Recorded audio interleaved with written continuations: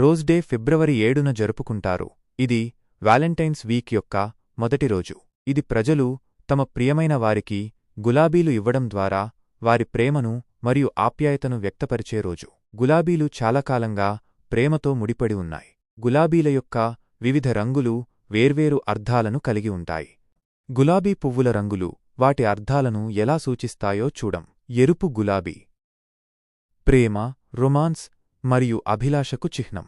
ఎరుపు గులాబీలు మీ హృదయంలోని గాఢమైన ప్రేమను వ్యక్తపరచడానికి సరైనవి.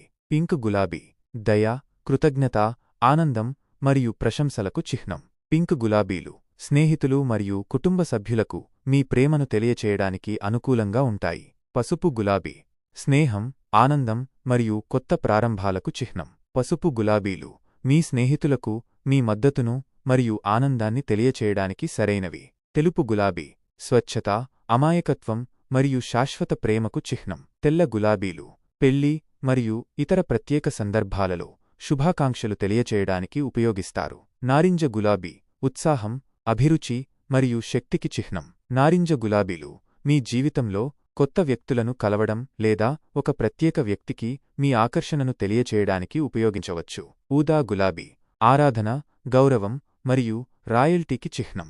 ఊదా గులాబీలు మీ జీవితంలో ఒక ప్రత్యేక వ్యక్తిని గౌరవించడానికి మరియు ఆరాధించడానికి ఉపయోగించవచ్చు. ప్రతి రంగు గులాబీకి దాని స్వంత ప్రత్యేక అర్థం ఉంది.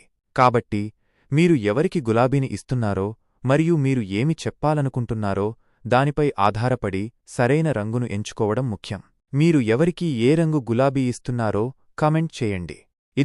Please like, share, subscribe for more videos and hit the bell icon to get notification.